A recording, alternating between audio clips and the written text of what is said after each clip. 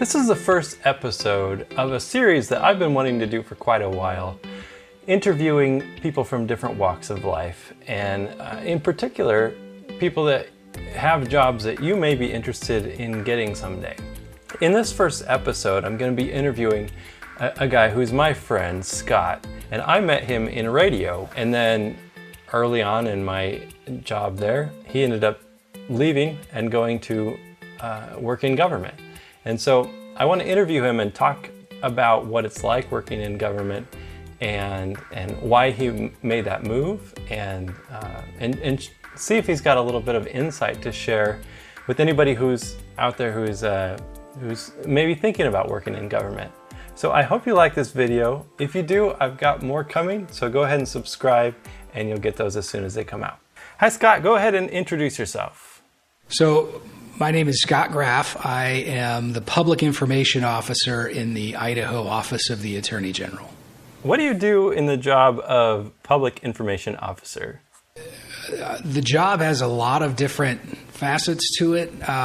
Primarily, I am a communications professional who happens to work for, a statewide elected official, and my job entails working with constituents, folks around the state of Idaho, and helping connect them with information about our office, from our office. Also, a very large component of my job is to work with news media around the state of Idaho, and actually even across the country as well. We have, based on the elected official and the capacity of the Attorney General, there's a lot of national media interest at times in this AG's office and others across the country. So it is, it's writing press releases. It is, I do a fair amount of proofreading. I work with my bosses on preparing remarks, public-facing remarks, that sort of thing. I was actually just working, we were a little delayed in starting our conversation today because I was a little bit behind on preparing some remarks that one of my bosses will be offering to Congress in the very near future. So interesting work like that comes my way, comes across my desk pretty regularly. What do you think most people would be surprised to know about your job? That's a really good question. I think one point that I would make, I work in state government, and there's, of course, local government, there's the federal government. The state government here is of a size and scope in between the local and the federal government. But I work with a lot of good people who are talented and who have very good intentions in mind. I think there is sometimes a misnomer in the public that, I think Ronald Reagan said at one point, and I won't get the quote exactly right, but it was something, the scariest words in the English language or something to that effect are, I'm from the government and I'm here to help. And it's, it's a bit of a punchline, but, we've all heard that, the government isn't good, isn't well-intentioned, whatever. And I can tell you that, no matter its flaws, at least from where I sit, that state government here is made up of a lot of good people who are in it for the right reasons and, trying to serve their fellow Idahoans and do a good job. We're just one office, but I see it, by and large across the board. It doesn't mean we're perfect, but that, I would also point out that, people who work in the private sector, I have friends and colleagues who work for corporations and other smaller private entities, and, they all acknowledge that, their systems and practices and their entire group, is not in any way, shape, or form perfect. But I think that was one thing. I for the last almost 5 years, I've kind of had a front row seat to the people who do this on a regular basis and who really try and do a good job and are in it for the right reasons. So do you feel like you're good at the job? And if so, what skill sets do you have that kind of lend themselves towards being good at it? It's a good question. I think it would probably be most appropriate if someone else answered that. I think I will say I think I've learned a lot on the job in the 4.5 years that I've had the opportunity to do it. It was the first job of this nature that I've ever had, and it was quite different than what I had done previously. So it took a while for me to kind of, the whole setting was just very different. To come to, I work, in the Capitol, and it's a very different setting. You can see today am wearing a suit and tie. That was a very different thing. It's a very formal place to come to work every day, and that's been different. But I think in terms of the nuts and bolts of what I do and the skill set that I may bring, a big part of what I do, and I think a big part of many jobs, and honestly I think it's an underrated part, is the relationships that you have. There are so many jobs that just require a person to have positive working relationships with other people. And, you and I have a professional relationship, or had a professional relationship at one point. Obviously, we still have a relationship for you to reach out to me.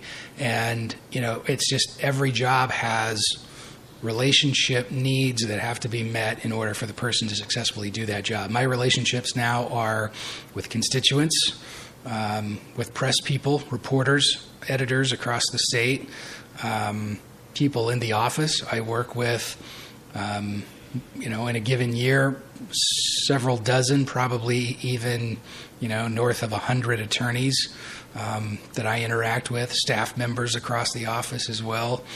And, I think if you can maintain successful relationships with people, you're off to a really good start in being able to do the job successfully. And some jobs are more relationship oriented than others. For instance, in college for a couple of summers, I drove a dump truck. I didn't have to be very good at relationships when I sat in a dump truck for 10 hours a day hauling rock around a limestone quarry. But this is a very different job, and I still had to have relationships, and it served me well to have good relationships with my coworkers and my superiors, but it wasn't quite as essential as it is in a position like this. And, I focus on that on a regular basis to keep good relationships with people, because it makes my job easier. When I interact with the press in a potentially adversarial position, but honestly, that's a really infrequent situation, and I think that in large part is because we try and maintain positive working relationships, respect other people, consider their inquiries, their asks of us from their perspective, understand that others are doing their job when they make an ask of us. Also from the constituents' perspective as well, being empathetic, understanding their plight, their concern, their reason for questions, that sort of thing. So, I don't know if I'm good at my job. They haven't kicked me out yet, so the fact I'm still here suggests that maybe I'm at least maintaining some minimum basic level of competence. But I'm focused in large part on working well with many other people, all the people that I come into contact with, and I think by and large, for the most part, we're pretty successful at that here. So I met you working at a radio station. I don't know how you got into radio, and I'm not really sure why you left. Can you talk about how you got into radio and why you ended up leaving to go into government? I was in high school, and I was fairly convinced up until probably about 9th grade that just because I wanted to, I was probably going to be able to be a professional football player. And then, some pretty serious realities set in, such as I really wasn't all that athletic. I wasn't all that fast. I wasn't at all fast. I wasn't all that strong.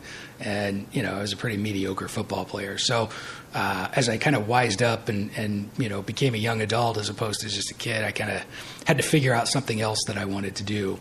And interestingly enough, now living in Idaho, I could have ended up here had I gone a different way, but the two things that I really considered at the time were conservation, forestry, and then broadcasting. I still really, really liked sports, and I decided at one point a teacher asked us to sort of put a potential career under the microscope.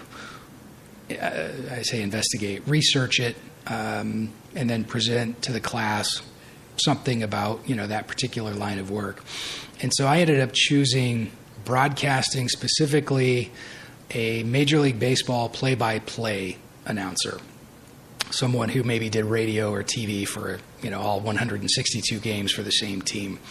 And when that teacher found out that I was interested in that line of work, he basically challenged me and said, what are you going to do yet while you're in high school to project yourself into a career of that nature?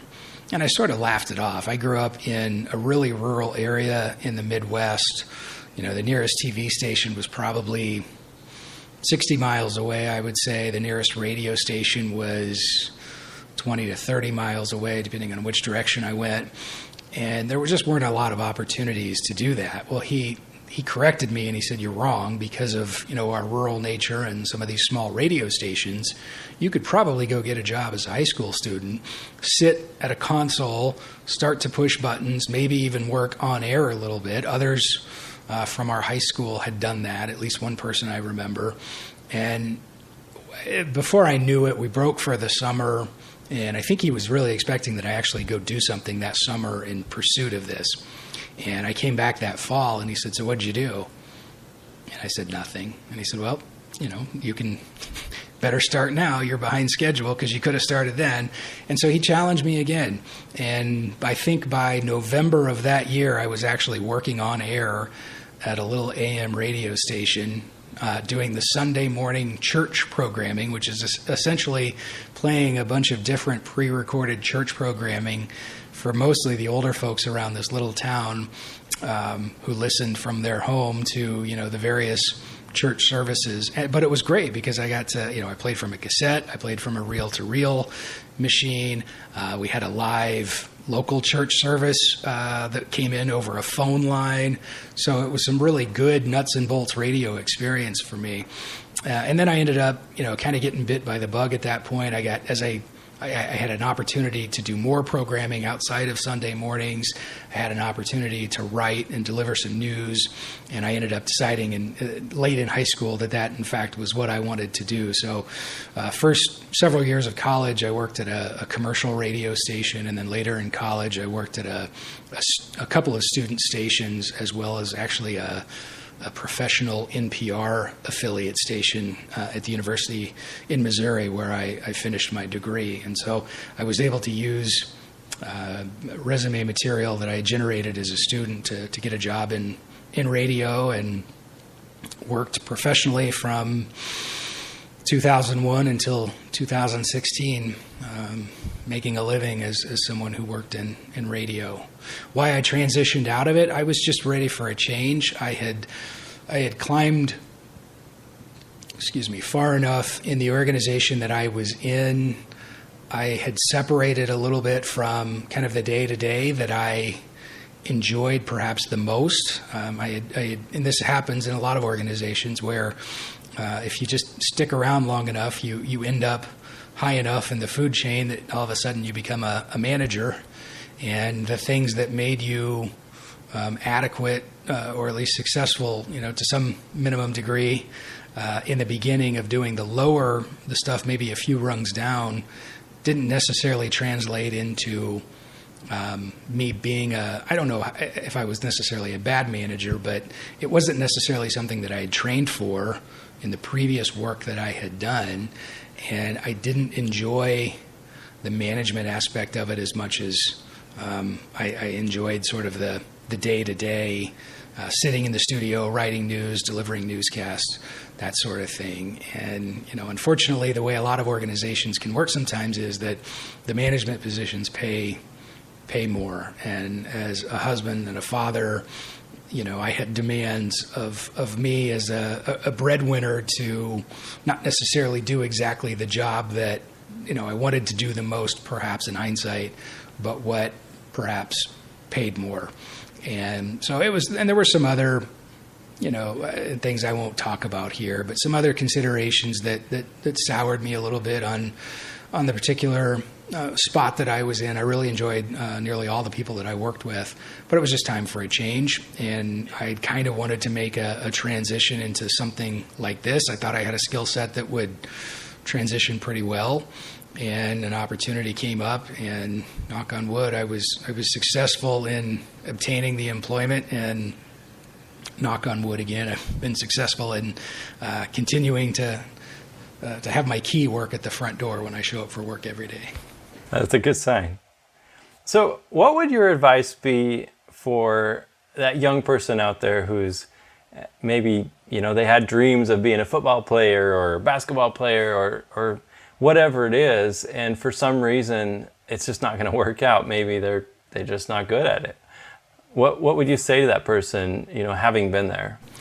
I would say be confident that there are many other good career paths out there for you. It's not just one, and if that one doesn't work out, then that means that you're going to be absolutely unhappy as a professional in whatever path you choose. There's a lot of things that a lot of our jobs, I think, as adults and professionals are fairly similar. They take different skill sets, but at the end of the day, it's coming to work, it's working with other people, it's the objectives, completing tasks aren't necessarily apples to apples, but in the broader sense, they're really pretty similar. And if you find something that you like, and not, I know very few people in the world who feel like they have the perfect job. There's a lot of jobs that are really, really good jobs, but they're not necessarily perfect jobs. But there's a career path out there for you. It may be a little bit circuitous. It may not be a direct line from today to, your dream job. You may detour a little bit, but a career is a really long thing. And sometimes you find that they just work out based on you showing up every day, taking advantage of every opportunity given to you.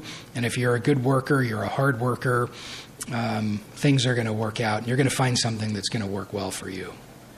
So if I'm a young person who's thinking about working in government, what would I want to know about it to know if I'd like it or not?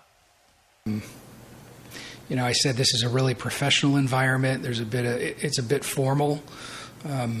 Government, there's decorum. There are certain unspoken rules that have to be followed in an office like this one.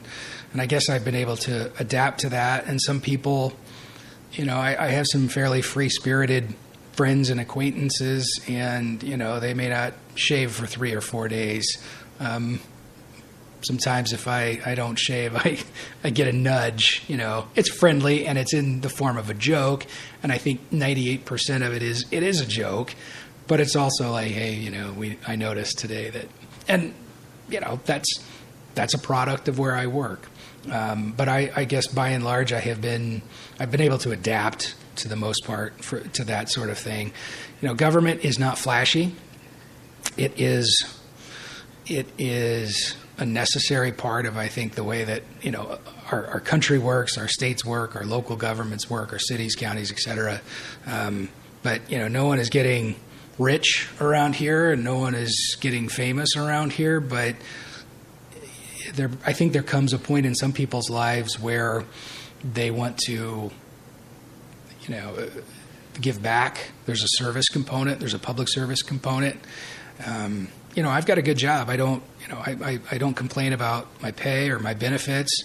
One thing in state government, it's well known, and I think this is across the country, that, the pay may not be very high, but in all the benefits packages tend to be pretty good, because they're, the states recognize, governments recognize that there needs to be other ways that people feel professionally satisfied, rewarded, for signing up with whatever that government entity may be as a career.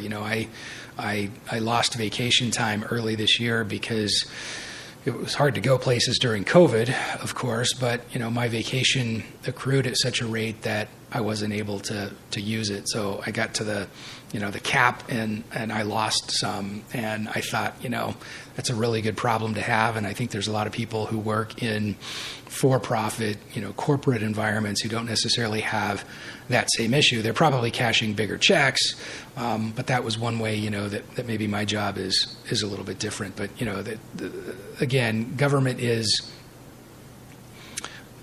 it's a unique animal in and of itself, but there's a lot of good, challenging jobs here for people who are willing to work in a setting that is a little bit different than maybe your typical office setting.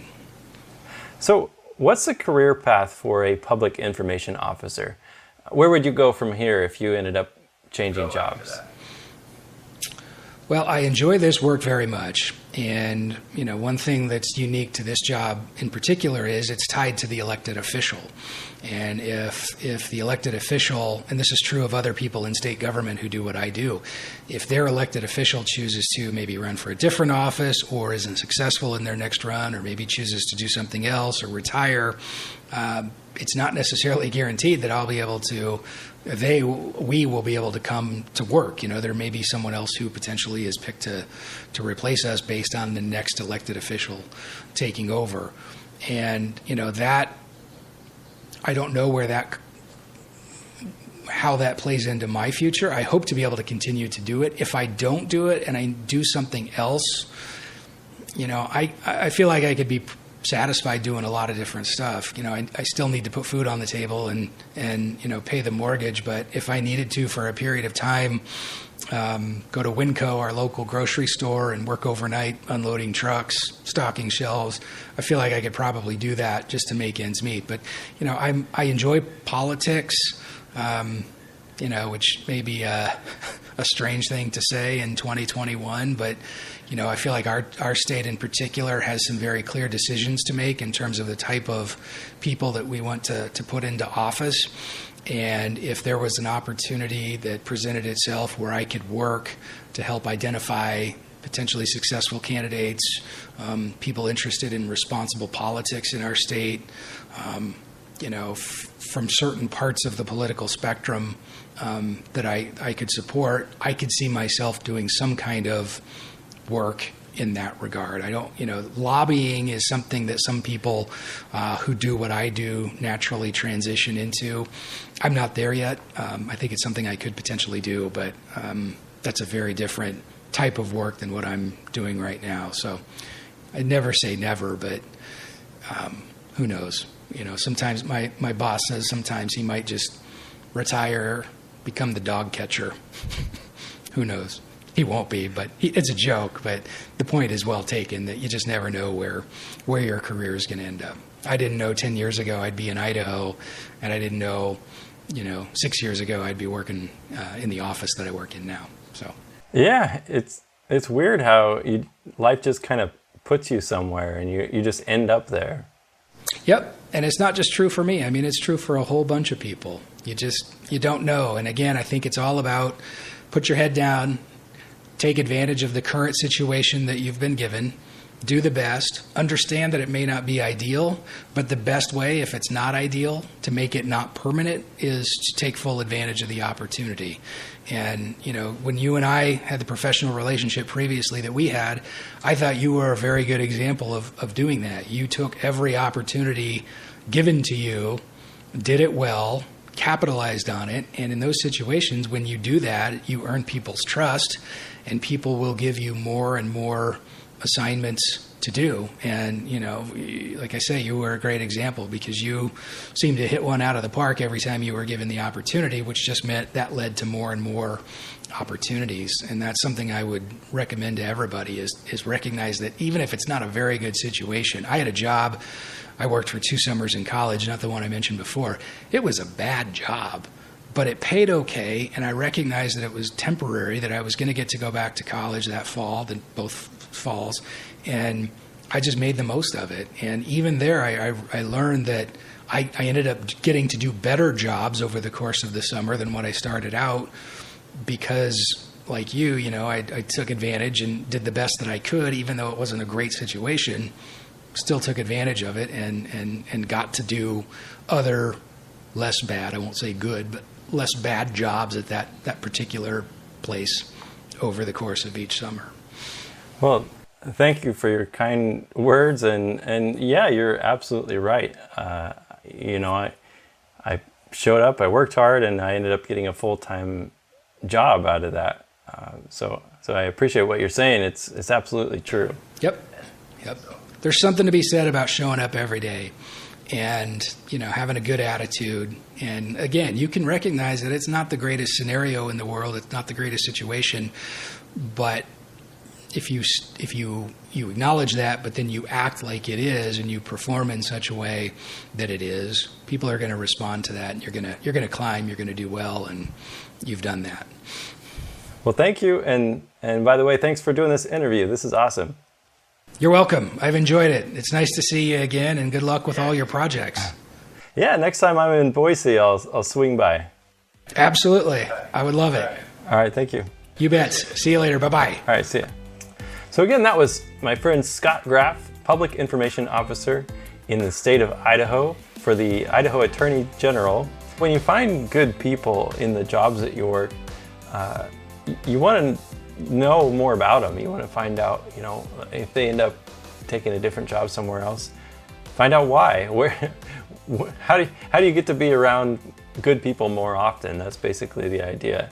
And Scott Graf is a good guy, and I really appreciate him taking the time to share his insight. That was an interesting story about wanting to be a football player and then having to realize at some point early on it just wasn't going to happen. I never had dreams of being a football player, but I've had my own ideas of things that I've wanted to do, and I've got some lofty goals out there that I'll probably not hit some of them, and I appreciate Scott talking about it's okay. You can still find a way to pursue your passion. He pivoted. He went into radio, and now he's working in government, and you end up doing something either way. So it's not the worst thing in the world to have to give up on one idea of who you could have been and move forward and pick something else. So anyway, thanks for watching. I've got more videos coming, so go ahead and subscribe, and I think you'll like a few more of the people that I've got on the list to talk with. So I'm excited for you to see them.